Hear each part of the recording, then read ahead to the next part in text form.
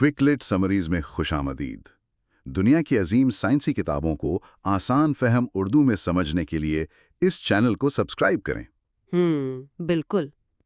आज हम जिस मौजू पर डीप डाइव करने वाले हैं ना, वो बहुत ही दिलचस्प है। मतलब आप सोचें कि दिन हमेशा 24 घंटे का नहीं होता था।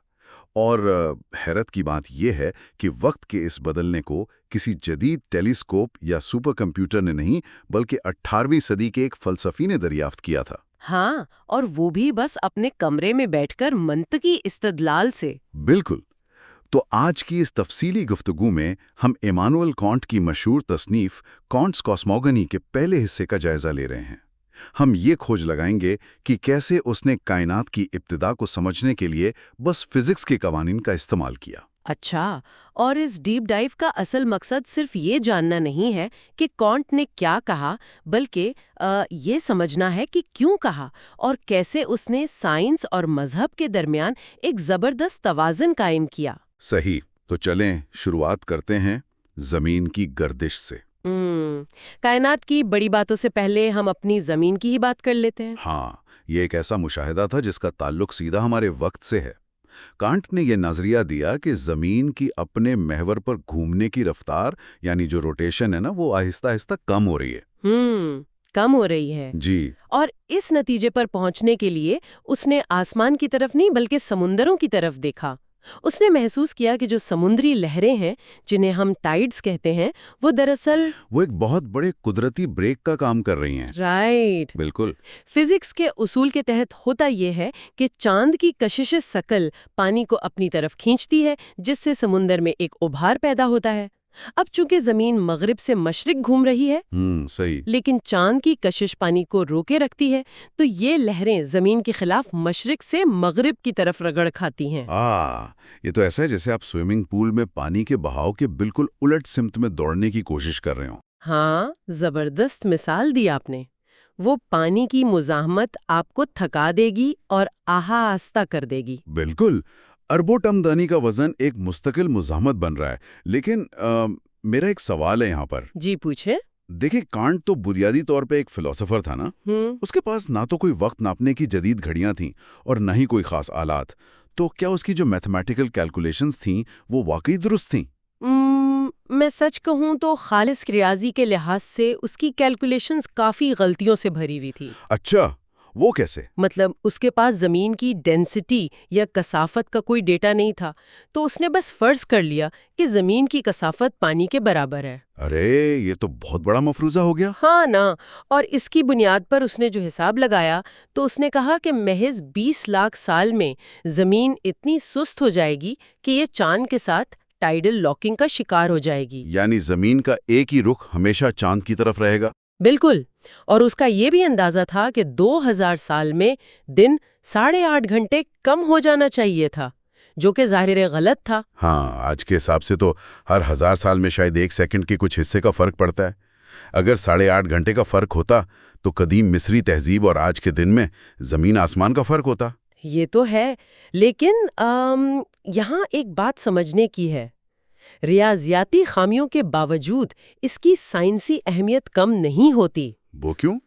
क्योंकि उसने जिस बुनियादी फिजिकल मैकेनिज्म की निशानदही की थी ना, वो 100% दुरुस्त था। 19वीं सदी में जाकर लॉर्ड केल्विन जैसे साइंसदानों ने इसे थर्मोडायनामिक्स के कवानीन से साबित किया।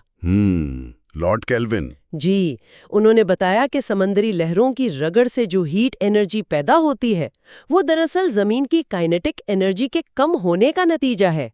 वो खला में खारिज हो रही है और जमीन सुस्त पड़ रही है। यानी कांट ने कैलकुलेशन में भले नंबर्स गलत डाले हों, लेकिन फिजिक्स का जो प्रोसेस था उसे बिल्कुल ठीक पकड़ लिया था। बिल्कुल सही पकड़ा। तो अगर एक फलसफी सिर्फ अपनी सोच से कशिश सकल और रगड़ को इतनी खूबी से समझ सकता है, तो फिर क्या पूरी कायनात की इब्तिदा को भी उन्हीं उसूलों पर परखा जा सकता है? और यहीं से उसकी सोच एक बहुत बड़ी छलांग लगाती है। कांट का दावा था कि कायनात की तख्लीक को न्यूटन के मैकेनिकी कवानीन के जरिए समझा जा सकता है। मैकेनिकी कवानीन। हाँ, उसका मौक़िफ़ था कि हमें रवायती दियोमालाई कहानियों की ज़रूरत नहीं है। उसके मुताबिक कायनात के आगाज़ में न सितारे थे न गैलेक्सियाँ, बल्कि सिर्फ एक बिखरा हुआ मादा था, जिसे वो कियोस कहता है। केओस यानी बेतरतीबी। जी, اور اس مادے کے ذرات میں دو بنیادی قوتیں کام کر رہی تھیں، ایک کشش اور دوسری دفع۔ اٹریکشن اور ریپلشن۔ بالکل۔ نیوٹن کے قانون کے مطابق جو بھاری ذرات تھے انہوں نے ہلکے ذرات کو اپنی طرف کھینچنا شروع کر دیا، تو کشش کے یہ مراکز آہستہ آہستہ بڑے ہوتے گئے۔ اچھا، یہاں مجھے ایک چیز منطقی طور پر کھٹک رہی ہے۔ اگر صرف کشش ثقل ہی سب کچھ اکٹھا کر رہی تھی تو پھر تو سب کچھ ایک دوسرے سے ٹکرا کر بس ایک بہت بڑا ٹھوس گولا بن جانا چاہیے تھا نا؟ ہاں، یہ سوال تو ذہن میں آتا ہے۔ مطلب سیارے مدار میں کیسے گھومنے لگے؟ وہ سیدھا سورج میں جا کر کیوں نہیں گر گئے؟ اور یہیں پر کانٹس دفع یعنی ریپلجن کی قوت متعارف کرواتا ہے۔ جب کھربوں ذرات ایک ساتھ کسی بھاری مرکز کی طرف گرتے ہیں تو وہ خلا میں ایک دوسرے کا راستہ کاٹتے ہیں، وہ آپس میں ٹکراتے ہیں۔ آپ اسے ایک بہت بڑی قیف یا فنل کی طرح سمجھیں جس میں آپ اوپر سے ہزاروں شیشے کی گولیاں گرا دیں۔ کشش انہیں نیچے کھینچ رہی ہے لیکن وہ ایک ساتھ تو گر نہیں سکتی، وہ آپس میں ٹکرائیں گی۔ بالکل۔ اس ٹکراؤ کی وجہ سے ان کا جو سیدھا گرنا تھا وہ ایک لیٹرل موومنٹ یا پہلو کی حرکت میں تبدیل ہو جاتا ہے۔ میں اسے ایک روزمرہ کی مثال سے سمجھانے کی کوشش کرتا ہوں۔ فرض کریں ایک ہال میں بہت سے لوگ بے ترتیبی سے کھڑے ہیں۔ اچھا۔ اب اچانک درمیان میں کوئی بہت پرکشش چیز رکھ دی جائے تو سب اس کی طرف کھینچے چلے آئیں گے، یہ ہو گئی کشش۔ بالکل۔ لیکن جب وہ بالکل قریب پہنچیں گے تو ایک دوسرے سے ٹکرا کر راستہ بدلنے پر مجبور ہو جائیں گے، یعنی دفع۔ ہاں۔ اور یوں وہ اس مرکز میں گھسنے کے بجائے اس کے گرد ایک چکر کھانا شروع کر دیں گے۔ کیا زبردست مثال دی آپ نے! یہ بالکل اینگولر مومنٹم کی طرح ہے۔ کشش انہیں اندر کھینچتی ہے، ٹکراؤ انہیں سائڈ پر دھکیلتا ہے، اور ان کے توازن سے خلا میں ایک بہت بڑا بھنور بن جاتا ہے۔ ہاں، یعنی ایک ورٹیکس بن جاتا ہے، اور پھر یہی گھومتے ذرات جڑ کر سیارے بن جاتے ہیں۔ جی، کانٹ کا مقصد یہ بتانا تھا کہ ستاروں اور سیاروں کا وجود کسی جادو کا نتیجہ نہیں بلکہ انہی میکینکی اصولوں کی پیداوار ہے۔ زبردست۔ نیوٹن کے قوانین پر اس قدر مستحق یقین مجھے کانٹ کا وہ مشہور جملہ یاد دلا رہا ہے جو بظاہر کافی مغرورانہ لگتا ہے۔ ہاں، وہ مجھے مادہ دو والا جملہ نا؟ ہاں، اس نے کہا تھا کہ مجھے مادہ دو اور میں اس سے ایک دنیا بنا کر دکھاؤں گا۔ مطلب ایسا لگتا ہے کوئی انسان خود کو خالق کی جگہ رکھ کر بات کر رہا ہے۔ پہلی نظر میں ایسا ہی لگتا ہے۔ یہ تو ایسا ہے جیسے کوئی کہے کہ مجھے بس لیگو کے بکھرے ہوئے ٹکڑے دے دو، اور کیونکہ ان ٹکڑوں کے جڑنے کے کچھ اصول ہیں تو وہ خود بخود ایک شاندار محل میں تبدیل ہو جائیں گے۔ ہاں، لیکن اگر ہم اس کی گہرائی میں جائیں تو اس میں کوئی تکبر نہیں تھا۔ یہ دراصل فطرت کے قوانین پر اس کا مکمل اعتماد تھا۔ اچھا، تو پھر اس کا اصل مطلب کیا تھا؟ اس کا ماننا تھا کہ مادہ کوئی مردہ چیز نہیں ہے، قدرت نے اس کے اندر ہی تنظیم کے اصول رکھ دیے ہیں۔ اگر ہمیں وہ قوانین سمجھ آ جائیں تو ہم پیشن گوئی کر سکتے ہیں کہ ایک بکھرا مادہ کیسے منظم نظام بنے گا۔ یعنی مادے کو ہر لمحہ کسی بیرونی ہاتھ کی ضرورت نہیں ہے جو اسے تراشے، بلکہ وہ قوانین پر چلتے ہوئے خود ارتقائی مراحل طے کر لے گا۔ 100% ایسا ہی ہے۔ لیکن اگر مادہ خود بخود کائنات بنا سکتا ہے تو کیا اس سوچ نے خدا کے تصور کو ختم نہیں کر دیا؟ یہ تو ایسا لگتا ہے کہ سیدھا الحاد یا ایتھیزم کی طرف بات جاری ہے۔ یہ بہت اہم سوال ہے، اور اس دور کے مذہبی حلقوں نے یہ اعتراض اٹھایا بھی تھا، لیکن کانٹ نے سختی سے اس کی تردید کی۔ کانٹ نے خود تردید کی؟ کیسے؟ اس نے دلیل دی کہ اگر کائنات محض اندھے اتفاق یا بلائنڈ چانس کا نتیجہ ہوتی تو کبھی بھی کیوس سے اتنا خوبصورت، ہمہ آہنگ اور منظم نظام وجود میں نہ آتا۔ یہ بات تو ہے، افراتفری سے تو تباہی نکلتی ہے۔ بالکل۔ مداروں میں جو ایک ریاضیاتی توازن ہے وہ کسی حادثے سے نہیں بن سکتا۔ یہ حقیقت کہ مادہ اپنے اندر موجود سادہ قوانین پر عمل کر کے ایک حیرت انگیز کائنات بنا لیتا ہے، یہ اس بات کا سب سے بڑا ثبوت ہے کہ ان قوانین کو بنانے والی کوئی سپریم انٹیلیجنس یا خالق موجود ہے۔ خدا نے جادو سے نہیں بلکہ ان بہترین قوانین سے دنیا بنائی ہے۔ ہاں، یعنی کانٹ کے نزدیک فزکس کے قوانین دراصل خالق کی حکمت کے دستخط ہیں۔ بالکل صحیح کہا آپ نے۔ ایک سائنسدان جتنا ان قوانین کو سمجھتا ہے وہ دراصل خالق کے ذہن کو سمجھ رہا ہوتا ہے۔ جی، اور یہ سوچ سائنس اور مذہب کے درمیان کتنا خوبصورت توازن پیدا کرتی ہے نا؟ بہت ہی کمال کا نقطہ نظر ہے۔ لیکن اب ہماری بحث اختتام کی طرف بڑھ رہی ہے، تو کوئی آخری بات جو کانٹ نے کہی ہو؟ ہاں، بحث کے آخر میں کانٹ ایک بہت ہی فکر انگیز بات کرتا ہے۔ اس کا ماننا تھا کہ کائنات میں جو بھی چیز محدود ہے، یعنی جس کی شروعات ہوئی ہے، اسے فنا بھی ہونا ہے۔ ارے، مطلب یہ سارا منظم نظام ختم ہو جائے گا؟ جی ہاں، کائنات کے موجودہ نظام تباہ ہوں گے تاکہ انہی اصولوں کے تحت دوبارہ نئے نظام جنم لے سکیں۔ اس کا مطلب ہے کہ تخلیق کا عمل کسی ایک وقت پر ختم نہیں ہوا، بلکہ یہ لامحدود ہے۔ واہ، یہ تو انسان کو کائنات کی وسعت پر واقعی سوچنے پر مجبور کر دیتا ہے کہ کتنا کچھ بن رہا ہے اور مٹ رہا ہے۔ بالکل، یہ ایک نہ رکنے والا بہاؤ ہے۔ یہ سیریز کا پہلا حصہ تھا۔ اگلے حصے میں ہم بات کریں گے کہ کس طرح ایک بکھرے ہوئے مادے نیبیولا نے ستاروں اور سیاروں کی شکل اختیار کی اور کہکشاؤں کا نظام کیسے وجود میں آیا۔ دنیا کی عظیم سائنسی کتابوں کو آسان فہم اردو میں سمجھنے کے لیے اس چینل کو سبسکرائب کریں۔ بالکل۔ کانٹس کاسموگنی کے اس تفصیلی جائزے یعنی ڈیپ ڈائیو کے دوسرے حصے میں ہم سب کا استقبال کرتے ہیں۔ پچھلے حصے میں ہم نے دیکھا تھا کہ کانٹ نے مادہ اور قوت کے بنیادی قوانین پر کس طرح بات کی تھی۔ جی، اور آج باری ہے اس کے سب سے مشہور نظریے کو سمجھنے کی، جسے ہم نیبولر ہائپوتھیسس کہتے ہیں۔ ہاں، نیبولر ہائپوتھیسس۔ آج کا ہمارا اصل مقصد یہ دریافت کرنا ہے کہ کانٹ نے کس طرح صرف طبی قوانین کا سہارا لیا اور یہ ثابت کیا کہ ہمارا یہ اتنا منظم نظام شمسی ایک بالکل ابتدائی اور بکھرے ہوئے کائناتی کچرے سے خود بخود کیسے بن گیا۔ اور دیکھیے، یہ جاننا واقعی حیران کن ہے کہ 1755 میں کانٹ کی یہ سوچ کتنی زبردست اور وقت سے آگے تھی۔ مطلب عام طور پر سائنس کی تاریخ میں اس نیبولر نظریے کا کریڈٹ فرانسیسی سائنسدان لاپلاس کو دیا جاتا ہے۔ اچھا، لاپلاس کو؟ ہاں، مگر حقیقت یہ ہے کہ کانٹ نے لیپلاس سے کئی دہائیاں پہلے اس کی بنیاد رکھ دی تھی۔ لیپلاس کے ماڈل میں ایک چھوٹی سی خامی تھی۔ اس نے فرض کر لیا تھا کہ کائنات کے آغاز میں ایک انتہائی گرم اور گھومتا ہوا گیس کا بادل پہلے سے موجود تھا۔ مطلب اس نے گھومنے کی وجہ نہیں بتائی؟ بالکل، کانٹ کی سوچ اس سے بھی ایک قدم پیچھے گئی۔ اس نے یہ سوال اٹھایا کہ وہ بادل آخر گھومنا شروع ہی کیوں ہوا؟ کوئی بھی چیز خود بخود گردش میں تو نہیں آ سکتی نا، اس کے پیچھے کوئی میکینزم ہونا چاہیے۔ تو اس میکینزم کو سمجھنے کے لیے ہمیں بالکل آغاز پر جانا ہوگا، وہ مقام جسے کانٹ نے ابتدائی افراتفری کہا ہے۔ اگر ہم کائنات کے بالکل آغاز کا تصور کریں تو مادہ بالکل بے ترتیب تھا، بکھرا ہوا تھا، ٹھنڈا تھا۔ کوئی نظام نہیں تھا، کوئی سیارے یا ستارے نہیں تھے۔ ہاں، کوئی ستارے نہیں تھے۔ پھر کشش ثقل نے یعنی گریوٹی نے اپنا کام شروع کیا۔ مادے کے ذرات نے ایک دوسرے کو کھینچنا شروع کیا۔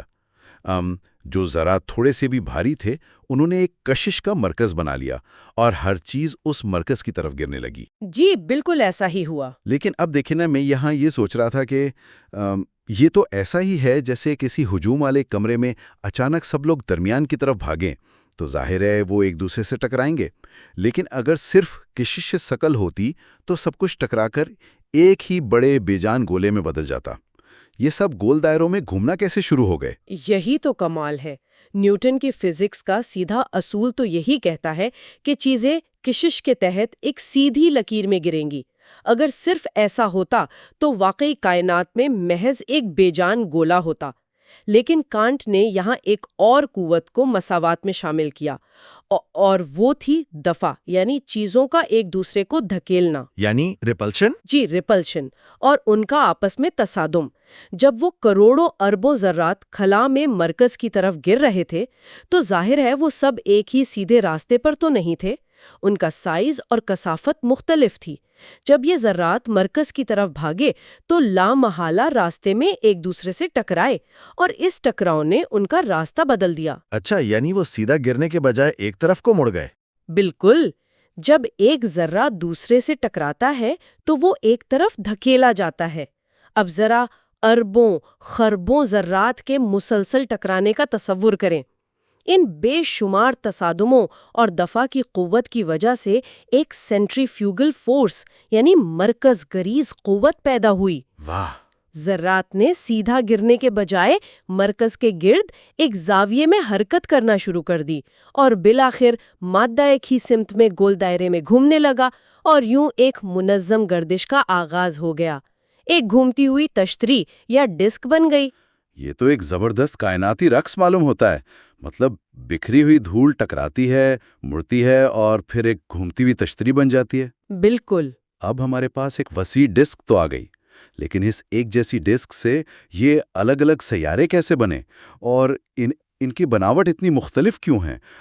ماخذ میں لکھا ہے کہ سورج کے قریب والے سیارے زیادہ کثیف یعنی بھاری مواد سے بنے ہیں، جبکہ دور والے سیارے ہلکے مواد سے۔ جی ہاں، کثافت کا یہ فرق بہت اہم ہے۔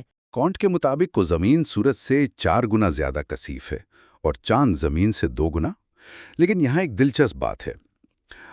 سر آئزیک نیوٹن کا ماننا تھا کہ خدا نے ان کثیف اور بھاری سیاروں کو سورج کے قریب اس لیے رکھا تاکہ وہ سورج کی گرمی برداشت کر سکیں اور پگھل نہ جائیں۔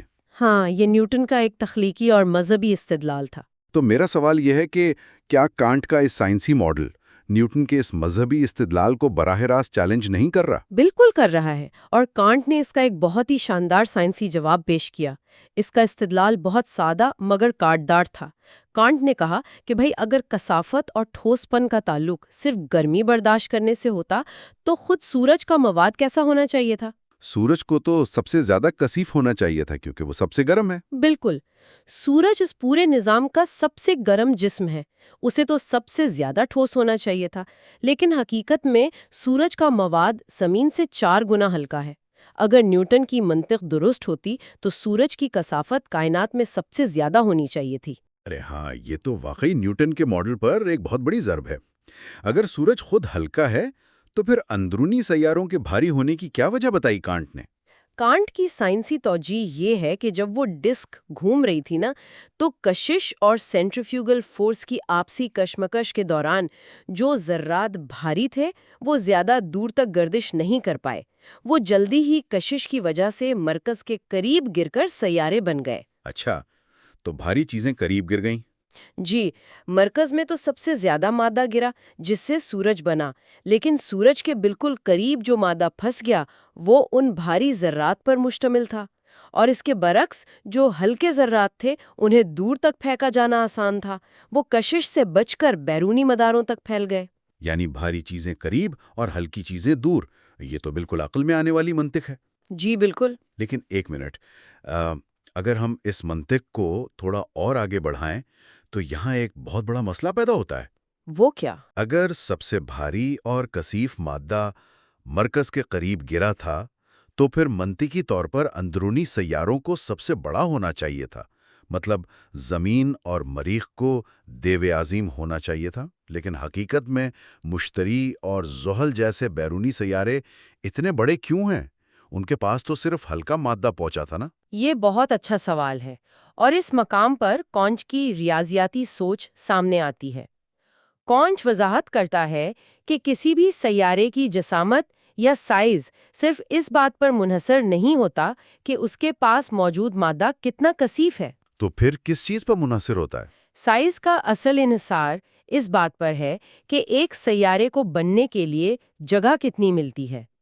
جو دور دراز کے سیارے ہیں ان کے مداروں کا دائرہ بہت بڑا ہوتا ہے، اس لیے انہیں اپنے ارد گرد سے مادہ اکٹھا کرنے کے لیے بہت وسیع جگہ یعنی ایک بہت بڑا اسفیئر آف اٹریکشن ملتا ہے۔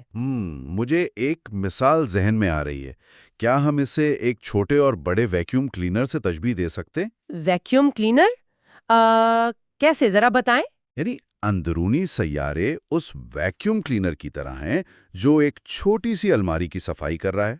الماری میں کچرا بھلے ہی بھاری ہو، لیکن جگہ چھوٹی ہے تو وہ زیادہ کچرا اکٹھا نہیں کر پائے گا، جبکہ مشتری ایک بڑے گودام میں چلنے والا ویکیوم کلینر ہے۔ ہاں، یہ زبردست مثال ہے۔ مطلب بھلے ہی گودام میں دھول یا کثافت کم ہو، لیکن جگہ اتنی بڑی ہونے کی وجہ سے وہ مجموعی طور پر زیادہ مادہ اکٹھا کر لیتا ہے اور اس کا سائز بڑا ہو جاتا ہے۔ بالکل درست، یہی بات کانٹ سمجھا رہا تھا۔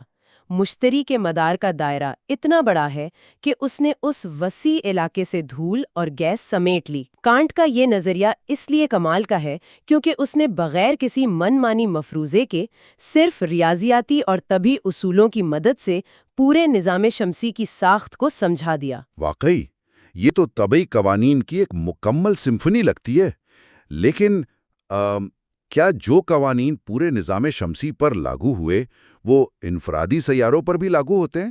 بالکل لاگو ہوتے ہیں۔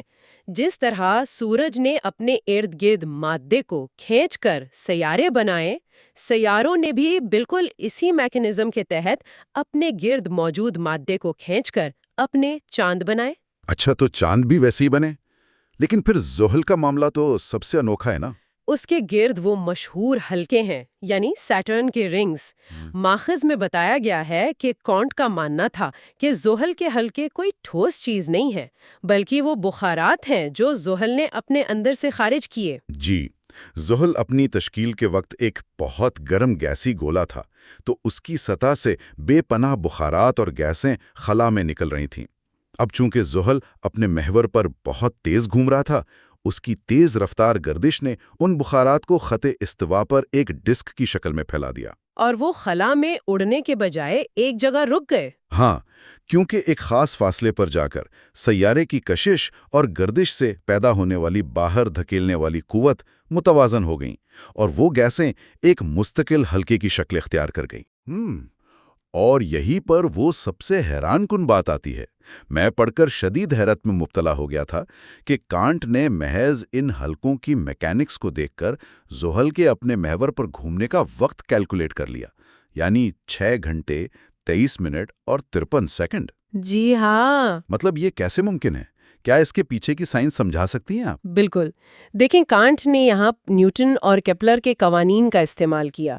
اسے پتا تھا کہ یہ حلقہ توازن میں ہے، تو اس نے زحل کے ایک چاند کے فاصلے اور اس کے گھومنے کے وقت کا موازنہ حلقے کے فاصلے سے کیا، اور ریاضی کے اصولوں سے اس نے حلقے کی رفتار نکال لی، اور چونکہ حلقہ خط استوا کے ساتھ ہی گھوم رہا تھا، وہی سیارے کی گردش کا وقت نکلا۔ یہ تو واقعی ایک شاہکار ہے، لیکن پھر میرے ذہن میں یہ سوال آتا ہے کہ کیا کسی اور سیارے کے پاس ایسے حلقے کیوں نہیں ہیں؟ زمین کے پاس کیوں نہیں ہے؟ رائٹ میں دیا۔ کانٹ کے مطابق صرف اس سیارے پر حلقے بن سکتے ہیں جس کے پاس گیسز کا اخراج بھی ہو اور جس کی گردش کی رفتار اتنی تیز ہو کہ وہ ان گیسز کو ایک خاص فاصلے پر توازن میں لا سکے۔ اچھا، یعنی زمین آہستہ گھومتی ہے؟ جی، زمین کی گردش بہت آہستہ ہے۔ اگر یہاں سے گیسز نکلتی بھی تو وہ کشش کی وجہ سے واپس سطح پر گر جاتی۔ زحل وہ واحد سیارہ تھا جس کے پاس حرارت کی وجہ سے بخارات بھی تھے اور ایک انتہائی تیز رفتار گردش بھی۔ واہ، یہ سب سن کر تو واقعی احساس ہوتا ہے کہ انسان محض اپنی عقل، منطق اور طبی قوانین کی سمجھ سے کائنات کی اربوں سال پرانی تاریخ کو کس طرح درست طور پر دوبارہ ترتیب دے سکتا ہے۔ آج کی ماڈرن ایسٹرو فزکس بھی اسی بنیاد پر کھڑی ہے۔ بالکل، ہم انہی اصولوں پر آج بھی کام کر رہے ہیں۔ یہ دوسرا حصہ تھا۔ تیسرے اور آخری حصے میں ہم کائنات کی لامحدود وسعت، کہکشاؤں کے مجموعوں اور دیگر سیاروں پر ممکنہ زندگی کے بارے میں کانٹ کے دلچسپ خیالات پر بات کریں گے۔ لیکن پروگرام کے آخر میں ایک گہرا سوال چھوڑنا چاہوں گی۔ جی بالکل، بتائیں۔ اگر یہ پورا نظام محض ایک بے ترتیب دھول سے مل کر بنا ہے جو کھچاؤ اور دفع کے تحت ایک خاص وقت کے لیے منظم ہو گئی ہے، تو کیا یہ ممکن نہیں کہ جب یہ قوتیں اپنا توازن کھو دیں تو یہ سب دوبارہ اسی افراتفری کا شکار ہو جائے؟ کیا ہمارا یہ منظم نظام شمسی محض کائنات کی ایک عارضی حالت ہے؟ یہ ایک ایسا سوال ہے جو واقعی ہمیں سوچنے پر مجبور کر دیتا ہے۔ آج کی اس گفتگو میں ہم ایک ایسی بات پر غور کریں گے جو واقعی کسی کے بھی ہوش اڑا سکتی ہے۔ ذرا تصور کریں، اگر یہ کہا جائے کہ ہماری زمین کے ذہین ترین لوگ جیسے نیوٹن یا آئنسٹائن کائنات کی دوسری مخلوقات کے سامنے محض بندروں کی طرح ہیں۔ بالکل۔ اور زحل جیسے سیاروں پر رہنے والے لوگ اصل ذہین مخلوق ہیں۔ حیران کی بات یہ ہے کہ یہ کسی جدید سائنس فکشن فلم کی کہانی نہیں ہے، بلکہ یہ نظریہ 1755 میں پیش کیا گیا تھا، جب ماڈرن دوربین بھی نہیں تھی۔ آج کے اس گہرے مطالعے میں ہم ایمانوئل کانٹ کی کتاب کینٹس کاسموگنی کے تیسرے حصے کا جائزہ لے رہے ہیں۔ ہاں، اور یہ حصہ سب سے زیادہ حیران کن ہے۔ بالکل۔ آج ہم کائنات کی وسعتوں، کہکشاؤں کی تشکیل، موت اور حیات کے کائناتی چکر اور دوسری دنیاؤں کی مخلوقات کے حوالے سے کانٹ کے ان حیرت انگیز خیالات کو کھنگالیں گے جو انسانی عقل کو دنگ کر دیتے ہیں۔ دیکھیں، یہاں جو بات سب سے زیادہ اہم ہے نا، وہ یہ ہے کہ کانٹ نے یہ سب کچھ کسی ہبل ٹیلیسکوپ کی مدد سے نہیں دیکھا تھا۔ صحیح۔ ہاں، انہوں نے محض انسانی مشاہدے اور نیوٹن کے طبیعیاتی اصولوں کو ایک بہت بڑے کائناتی کینوس پر رکھ کر دیکھا۔ یہ کوئی عام سائنسی تکہ نہیں تھا، بلکہ ایک ایسی زبردست منطق تھی جس نے صدیوں بعد آنے والی ماڈرن ایسٹرو فزکس کی بنیاد رکھی۔ کیا بات ہے! مطلب یہ جاننا واقعی دنگ کر دیتا ہے کہ کیسے ایک فلاسفر نے محض اپنے ذہن کی طاقت سے کائنات کے وہ راز کھولے جنہیں ثابت کرنے کے لیے سائنس کو اتنا لمبا سفر طے کرنا پڑا۔ اچھا، تو پھر سیدھا اسی بات پر آتے ہیں کہ کانٹ نے اپنے دور میں ایسا کیا الگ سوچ لیا تھا؟ مطلب اس وقت تو ماہرین فلکیات بھی یہی سمجھتے تھے نا کہ ستارے بس رات کے آسمان پر بکھرے ہوئے کچھ روشن نقطے۔ جی بالکل، ایک بے ہنگم سا ہجوم سمجھا جاتا تھا انہیں تب۔ ہاں، تو پھر کانٹ نے کس طرح یہ ثابت کر دیا کہ ہماری کہکشاں، جسے ہم ملکی وے کہتے ہیں، وہ کوئی بے ترتیب ہجوم نہیں بلکہ ایک انتہائی منظم نظام ہے؟ اصل میں اس وقت واقعی ستاروں کو خلا کا ایک بے ترتیب ملبہ ہی سمجھا جاتا تھا، لیکن کانٹ نے تھامس رائٹ نامی ایک مفکر کو پڑھا اور اس کے خیالات کو نیوٹن کی گریوٹی یعنی کشش ثقل کے ساتھ جوڑ دیا۔ اوہ، صحیح۔ کانٹ نے سوچا کہ اگر ہمارے نظام شمسی میں سورج کے گرد سارے سیارے ایک ہی ہموار سطح پر یعنی ایک فلیٹ ڈسک کی شکل میں گھوم رہے ہیں تو اس کی طبیعتی وجہ کیا ہے؟ کشش ثقل انہیں کھینچتی ہوگی۔ بالکل، کشش ثقل انہیں سورج کی طرف کھینچتی ہے، لیکن ان کی اپنی محوری گردش اور سینٹریفیوگل فورس انہیں باہر کی طرف دھکیلتی ہے۔ ان دو قوتوں کا جو توازن ہے نا، اس سے ایک چپٹی اور گول شکل بنتی ہے۔ آہا، چلیے اس بات کو تھوڑا کھول کر سمجھتے ہیں۔ جیسے کوئی شخص پیزا بنانے کے لیے آٹے کے پیڑے کو ہوا میں اچھال کر تیزی سے گھماتا ہے۔ زبردست مثال ہے، ہاں۔ تو جب وہ گول پیڑا تیزی سے گھومتا ہے تو سینٹریفیوگل فورس کی وجہ سے اس کا مادہ باہر پھیل کر ایک چپٹی ڈسک کی شکل اختیار کر لیتا ہے۔ تو کیا کانٹ یہ کہہ رہے تھے کہ پوری گیلیکسی ان قوتوں کی وجہ سے ایک ایسی ہی فلیٹ ڈسک بن چکی ہے؟ اور چونکہ ہم اس ڈسک کے اندر ہیں، اس لیے جب ہم کنارے کی طرف دیکھتے ہیں تو ستارے ایک پٹی جیسے لگتے ہیں۔ یہاں جو بات سب سے زیادہ حیران کن ہے وہ یہی ہے کہ کانٹ نے بالکل اسی میکانزم کو بنیاد بنایا۔ انہوں نے واضح کیا کہ چونکہ ہم اس پیزا ڈسک کے اندر بیٹھے ہیں، اس لیے وہ ہجوم ہمیں ایک پٹی کی صورت میں نظر آتا ہے۔ لیکن دیکھیں، کانٹ کی سوچ یہاں رکی نہیں۔ انہوں نے آسمان میں نظر آنے والے ان دھندلے اور مدھیم دھبوں پر بھی غور کیا جنہیں اس وقت نیبیولا کہا جاتا تھا۔ اچھا، جو اس وقت کی سادہ دوربینوں میں بس گیس کے بادل لگتے تھے۔ بالکل صحیح۔ کانٹ میں ان دھبوں کی بیضوی ساخت کو بغور دیکھا اور ایک زبردست پیشن گوئی کر ڈالی۔ وہ پیشن گوئی کیا تھی؟ کیا انہوں نے ان دھبوں کو بھی کشش ثقل اور اسی پیزا ڈسک والے اصول سے جوڑا؟ ہاں، انہوں نے استدلال کیا کہ یہ دھندلے دھبے ہماری کہکشاں کے اندر کے کوئی بادل نہیں ہیں، بلکہ یہ ہم سے بہت دور خلا کی گہرائیوں میں موجود دوسری کہکشائیں ہیں، دوسری ملکی ویز ہیں۔ کیا واقعی؟ جی، انہوں نے کہا کہ اگر کوئی شخص ہماری ملکی وے کو اتنی دور سے جا کر دیکھے تو ہماری اتنی بڑی کہکشاں بھی اسے ایک ایسا ہی چھوٹا سا دھندلا دھبا نظر آئے گی۔ کانٹ نے انہیں آئلینڈ یونیورسز کا نام دیا۔ اف، انسانی عقل کے لیے یہ کیسا زبردست لمحہ ہوگا جب پہلی بار یہ سوچا گیا کہ ہماری کائنات صرف ایک کہکشاں نہیں بلکہ کہکشاؤں کی کائنات ہے۔ بالکل ایسا ہی ہے۔ لیکن اگر ہماری کہکشاں کے باہر مزید کہکشائیں ہیں اور ان کے باہر اور بھی ہیں تو کیا اس کی کوئی حد ہے؟ میرا مطلب ہے، کیا یہ کائنات کہیں جا کر رک جاتی ہے؟ اور کانٹ اس پھیلاؤ کے بارے میں کیا کہتے تھے؟ کانٹ کا نظریہ اس معاملے میں بہت وسیع تھا۔ ان کے مطابق کائنات کی کوئی حد نہیں ہے اور تخلیق کا عمل تو کبھی مکمل ہی نہیں ہوتا۔ یعنی یہ ہمیشہ بنتی رہتی ہے؟ جی، ان کا ماننا تھا کہ کائنات کی تشکیل ایک مرکزی نقطے سے شروع ہوئی تھی جہاں مادہ سب سے زیادہ کثیف تھا، اور وہاں سے تخلیق کا یہ عمل ہر سمت میں خالی خلا یعنی وائڈ کی طرف مسلسل پھیلتا جا رہا ہے۔ صحیح۔ جو نظام مرکز کے قریب ہیں وہ مکمل ہو چکے ہیں، لیکن جیسے جیسے ہم کائنات کے کناروں کی طرف اس لامحدود خلا کی طرف بڑھتے ہیں، وہاں اب بھی کشش ثقل کی وجہ سے نیا مادہ اکٹھا ہو رہا ہے اور نئی کہکشاؤں کے بننے کا عمل جاری ہے۔ یہاں آ کر بات واقعی بہت دلچسپ ہو جاتی ہے، کیونکہ اگر ہم یہ مان لیں کہ کائنات ہر سمت میں ہمیشہ پھیلتی جا رہی ہے تو ایک بڑا سوال پیدا ہوتا ہے۔ جی، کون سا سوال؟ یہی کہ اگر نیا مادہ استعمال ہو رہا ہے تو ایک وقت ایسا نہیں آئے گا جب وہ سارا خام مال ختم ہو جائے گا؟ یہ نظام ہمیشہ کیسے چل سکتا ہے؟ ہاں، یہی وہ بنیادی سوال ہے جو کسی کے بھی ذہن میں آئے گا، اور کانٹ کو بھی اس مسئلے کی نزاکت کا احساس تھا۔ وہ جانتے تھے کہ اگر مادہ محدود ہے تو مسلسل تخلیق ممکن نہیں۔ تو اس کا جواب انہوں نے ایک ایسے نظریے سے دیا جسے آج ہم کائنات کی ری سائیکلنگ کہتے ہیں۔ کانٹ نے کہا کہ مادہ اس لیے ختم نہیں ہوتا کیونکہ کائنات پرانے نظاموں کو تباہ کر کے انہیں ری سائیکل کرتی ہے۔ ایک سیکنڈ، پرانے نظاموں کو تباہ کر کے؟ یعنی پرانے ستاروں کو توڑ کر ان سے نیا مال بنتا ہے۔ لیکن یہ تباہی آتی کیسے ہے؟ خود بخود؟ خود بخود نہیں آتی۔ اس کی وجہ بھی وہی کشش ثقل اور میکینیکل اصول ہیں۔